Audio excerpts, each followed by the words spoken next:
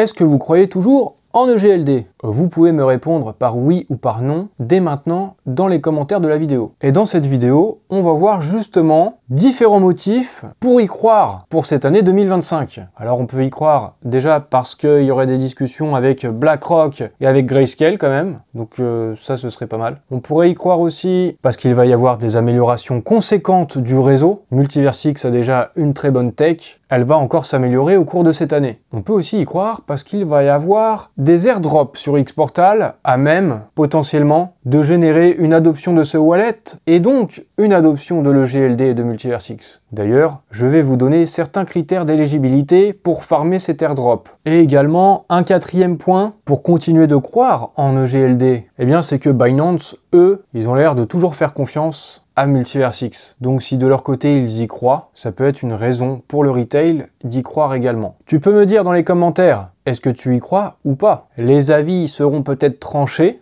Dans tous les cas, j'ai mon couteau. Vous pouvez liker la vidéo, vous abonner, activer les notifications et me rejoindre sur mes réseaux sociaux. J'investis dans les cryptos pour être riche dans le futur. Paire de couilles dans le futal, ainsi soit-il. Mon bitcoin et mon couteau. Est-ce que vous croyez toujours en EGLD? Je vous ai posé la question sur X. Et vous êtes un certain nombre à toujours y croire. Pour différentes raisons, que ce soit la sécurité, que ce soit l'UX, que ce soit la tech, que ce soit la vision de Multiversix. Mais il faut bien l'avouer, par les temps qui courent, dernièrement, c'est plus difficile d'y croire. Attention, breaking news. Une nouvelle récente est tombée au sujet de plusieurs projets crypto qui se sont rendus à la Maison Blanche, les principaux protocoles blockchain. Et c'était pour discuter de leurs problèmes avec la législation actuelle, afin d'en dessiner une nouvelle. Parmi ces projets, on retrouve Ripple, Chia, Near, Filecoin, IOHK de Cardano, Avalanche, Aptos, Movement et Misten. Mais pas de traces de Multiversix. C'est pourtant bien Charles Hoskinson qui parlait de Multiversix faisant partie d'un conseil crypto avec d'autres leaders de l'industrie. Et Cardano se trouve bien parmi ces blockchains,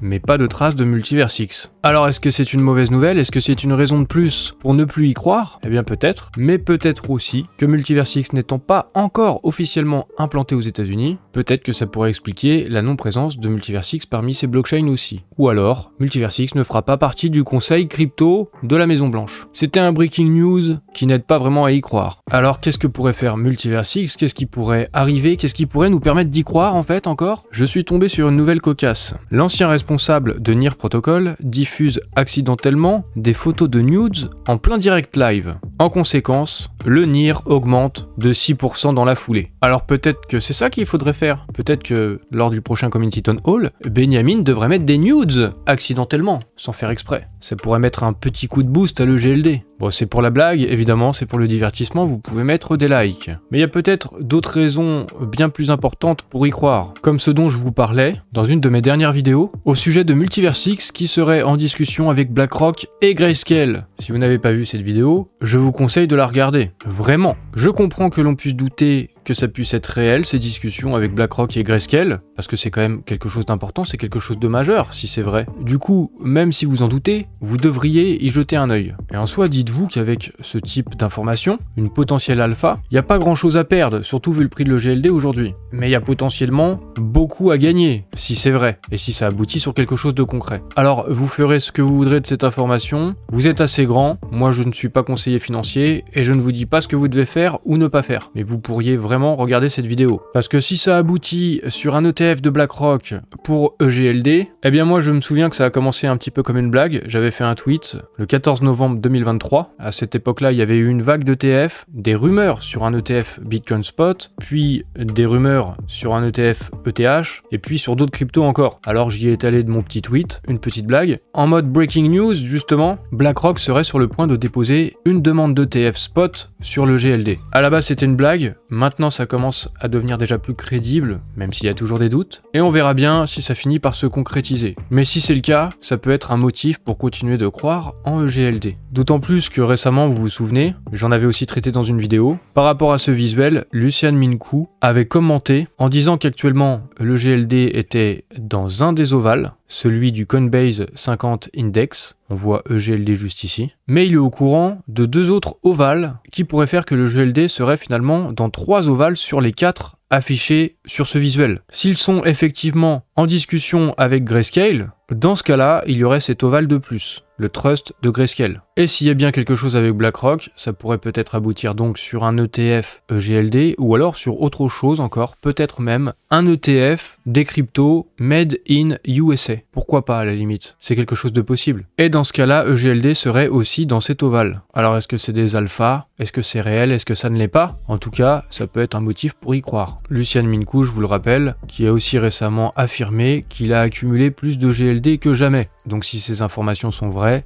tout ça serait cohérent. Également d'autres motifs pour y croire. On a vu récemment que la blockchain Multiversix faisait partie des blockchains les plus décentralisées et les plus performantes. Donc avec un bon rapport entre la décentralisation et la scalabilité. Mais on sait également que Multiversix est très bien positionné aussi au niveau de la sécurité. Et c'est donc le fameux trilemme de la blockchain, sécurité, scalabilité et décentralisation. Ce qui en fait une bonne tech. Il y a beaucoup de gens qui croient en Multiversix et en le GLD, justement pour la tech. Eh bien Lucian Mincu a dit récemment qu'il est content de voir que le GLD est toujours classé parmi les meilleures blockchains de ce point de vue-là, et qu'il était très enthousiaste au sujet des prochaines mises à jour du réseau, qui va doubler tout ce qu'ils ont construit jusqu'ici, en termes de vitesse, de scalabilité, en termes de tech donc. Une tech 2 fois meilleure. Ça peut donc être un motif valable pour y croire, parce que ça c'est prévu pour 2025. Un autre point intéressant que nous fait remarquer DB Crypto, une image qui parle plus que 1000 mots. Voici cette image, une comparaison entre différentes blockchains, qui nous montre en vert le market cap, la capitalisation, la valeur actuelle de la blockchain, et en noir le nombre d'utilisateurs actifs chaque jour. Ce sont des statistiques de DiaPradar. Et il y a quelque chose d'assez notable, c'est qu'en termes d'utilisateurs, Multiversix se trouve largement à la hauteur de ce que font ces autres blockchains. Par contre, au niveau de la valorisation, Multiversix est loin derrière. Seulement 600 millions pour 52 000 utilisateurs actifs chaque jour affichés, même si en réalité, quand on regarde l'Explorer, ça tourne plutôt autour des 30 000, mais c'est quand même fortement comparable à Cardano. Donc Cardano, c'est 29 milliards de capitalisation, 630 millions pour EGLD. Il y a un arbitrage qui peut se jouer là. Cardano est quand même 50 fois plus valorisé. Si on regarde par rapport à Hedera, par rapport à Injective, par rapport à XRP, on peut partir du principe qu'avec plus de visibilité, notamment aux États-Unis, le GLD pourrait se valoriser fortement. Donc, ça peut être un motif pour y croire. On a parlé de la tech, on a parlé du prix, on a parlé de l'adoption aussi, du nombre d'utilisateurs. Eh bien, continuons d'en parler, parce qu'on va parler d'Xportal. Et le plan, c'est de faire adopter Xportal, avec beaucoup plus d'utilisateurs et des retombées positives pour EGLD, pour Multiversix. Pour faire adopter Xportal, il y aura des airdrops. Ça a été confirmé par Sergio Biris. Des airdrops du futur token Xportal, afin de récompenser les utilisateurs les plus engagés. Pour farmer ces airdrops, on nous a donné 3 critères. Le fait de trader des tokens, faire des swaps, le fait de commander et d'utiliser la CB Xportal, donc commander la carte, top-up de l'argent dessus, et faire ses courses avec, des achats sur Amazon, ce genre de choses. Et également un autre critère, partagez votre référal. Alors si vous voulez farmer l'airdrop, vous trouverez aussi mon référal dans la description de la vidéo. Mais je suppose que vous avez déjà Xportal à ce jour. Et ces derniers temps, on nous a pas mal parlé du claim d'XP sur Xportal, je trouve. Comme dans ce tweet, ou alors celui-ci de Lucian Mincu. Il montre lui-même qu'il claim de l'XP en disant « Je pense que je suis prêt pour les upgrades suivantes de Xportal, embarquer la planète vers le Web 3, et le compte de Xportal a répondu au tweet de Lucian Mincu, avec également un screen d'un claim d'XP. Donc moi-même je claim toujours de l'XP, et je pense que ce sera un des critères pour l'airdrop. Alors je vous conseille de le faire, ou alors de continuer, ou alors ne le faites pas, faites ce que vous voulez, ça dépend si vous y croyez ou non. Plus précisément, Sergio Biris, il a parlé de récompenser leurs utilisateurs les plus fidèles et les plus engagés, avec des airdrops sexy. Il dit pas de spoiler pour l'instant. Et donc, les 3 actions que je vous ai citées plus tôt, partager son lien référal, faire des swaps de tokens et utiliser la CB, ça ce sera les actions qui compteront le plus. Mais je pense donc que le claim d'XP, ce sera un des critères, et il y en aura peut-être d'autres encore. Le but de ces airdrops, bien sûr, ça pourra être de récompenser la communauté, mais aussi de créer de l'adoption et attirer du monde, des gens attirés par les airdrops. Dans son thread, Sergio Biris dit qu'il devait ouvrir les portes d'un espace crypto plus large, pour attirer de nouveaux utilisateurs qui, à leur tour, découvriraient Multiversix et EGLD. Xportal, ça doit être une porte d'entrée vers la blockchain Multiversix. Il y a 9 réseaux qui ont été ajoutés, Base, Berachain, Solana, Polygon, la BNB Chain, Bitcoin, Ethereum, Doge, et d'autres sont à venir dans les prochains mois. Le GLD est intégré partout dans Xportal. Dans ce wallet, on a un accès on-ramp et off-ramp, c'est-à-dire qu'on peut passer des monnaies fiat aux crypto et faire aussi le chemin inverse pour cash out. C'est quelque chose de très pratique, surtout en principe avec un futur IBAN sur l'application, sur Xportal. L'accès à des applications décentralisées dans la partie Discover, pouvoir faire de la DeFi,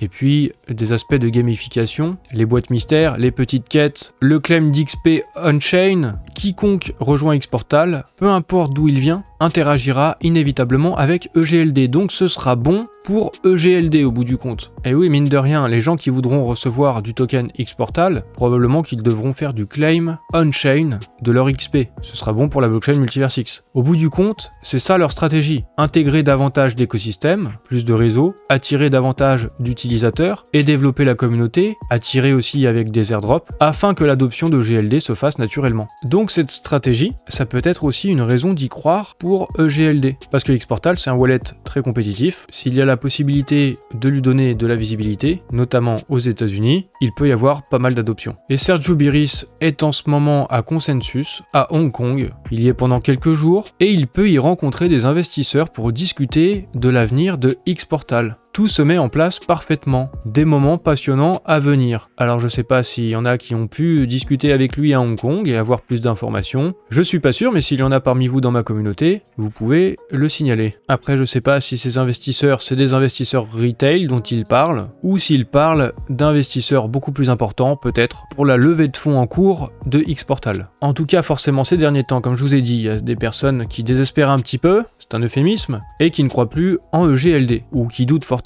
C'est tout à fait normal, quand le prix est bas. Et Lucian Minkou, il a fait un tweet, en disant grosso modo que Multiverse-X a construit et est en train de construire ce que Ethereum aurait dû être. Le trilemme de la blockchain est résolu, nous avons maintenant une nouvelle mission, améliorer encore le réseau, réduire la latence, augmenter la bande passante. Il le répète 3 fois, alors quelqu'un lui a répondu aussi en répondant 3 fois, que peut-être en fait, il faudrait plutôt obtenir des financements et augmenter le nombre d'utilisateurs. Je pense que c'est aussi un tweet qui peut traduire le sentiment de la communauté. Lucian Minkou lui a répondu en disant que c'est en cours de réalisation. Il est d'accord à 100% avec ça. Il faut lever des fonds et augmenter le nombre d'utilisateurs. Mais la façon de le faire, c'est peut-être aussi en réduisant la latence et en augmentant la bande passante, justement, en améliorant le produit. C'est peut-être comme ça qu'on peut attirer des financements et au bout du compte, augmenter le nombre d'utilisateurs. C'est peut-être avec une très bonne tech, un très bon produit, que l'on peut réussir à rentrer en discussion avec BlackRock et Grayscale, pour qu'au bout du compte, il y ait de la spéculation, de l'intérêt, de la visibilité et une augmentation du prix de l'EGLD. Ce doit être en tout cas la logique de la vision de la team de Multiverse-X, je pense. C'est ce que j'interprète en tout cas, dites-moi si vous voyez la même chose que moi dans les commentaires. Comme vous l'avez compris, Multiverse-X, ou en tout cas Lucian Minkou et Daniel Serbe, également Sergio Biris, ils sont présents à Consensus à Hong Kong. Lucian Minkou a fait un tweet à ce sujet, en disant que là-bas à Hong Kong, il y avait la bonne énergie et les bonnes personnes autour de lui, beaucoup de discussions productives au niveau institutionnel. Alors c'est productif dans quel sens? Si c'est productif, j'espère qu'il y a du concret, sinon c'est peut-être potentiellement juste des paroles en l'air. L'accent mis sur le marché est entièrement mis sur la création de produits et de technologies solides et disruptifs. Grâce à notre feuille de route claire, tout se met en place. Et il est donc bullish sur 2025 et Multiverse-X, entre parenthèses, sur EGLD. Alors ces discussions productives au niveau institutionnel, est-ce que ça se passe bien parce qu'ils leur présentent leur roadmap, les améliorations du réseau, ce qui est à venir avec Xportal, peut-être même avec Xmoney? Il faut bien l'avouer, de notre côté, ça reste quand même encore assez flou concernant la roadmap 2025. Mais peut-être qu'il en dit plus lors de ces discussions au niveau institutionnel. Peut-être aussi pour lever encore plus de fonds et plus d'argent, je ne sais pas. En tout cas, ça a l'air de bien se passer auprès de Easy Labs, anciennement Binance Labs. Multiverse-X fait partie de leurs partenaires. On voit ici, là, Multiverse-X qui a été tagué. Benjamin a repris leur tweet en souhaitant la bienvenue à Ella Zhang, qui est responsable de Easy Labs, et en disant qu'il y avait encore plus à construire et à expédier. Lucian Minkou a fait un tweet du même style, avec justement Ella Zhang avec lui sur la photo. Lors de cette rencontre, il lui souhaite la bienvenue, il lui dit merci pour le soutien. Binance Labs continue de soutenir Multiverse-X. Maintenant, c'est le moment d'expédier des trucs, d'envoyer du lourd. En tout cas, on espère. Mais si du côté de Binance, il continue d'y croire et d'être confiant vis-à-vis de l'EGLD, alors pour nous aussi, ça peut être un motif d'espoir. Alors faut-il y croire, oui ou non? En soi, c'est pas une question de croyance, c'est une question de conviction, c'est une thèse d'investissement que l'on fait, et c'est vrai pour n'importe quelle crypto. On pèse les pour, les contre, et on voit où est-ce qu'on alloue de l'argent. C'est ça l'investissement. Évidemment, il y a toujours des risques, mais il y a aussi des récompenses. Au final, le temps sera le seul juge pour nous dévoiler la vérité. Aujourd'hui, personne ne sait. Ni les pro-EGLD, ni les anti-EGLD. À la limite, il y a peut-être Benny, Luciane, peut-être que eux, ils sont au courant de 2-3 trucs. J'espère que vous avez apprécié la vidéo. Si vous êtes resté jusqu'à la fin, et si vous jugez que le contenu était bon, vous pouvez liker, vous pouvez même peut-être partager, vous pouvez vous abonner si vous découvrez, vous pourriez activer les notifications, notamment pour me rejoindre lors de mes lives sur YouTube. Et pour suivre mes contenus d'encore plus près, vous pourriez aussi rejoindre mes réseaux sociaux, notamment sur X.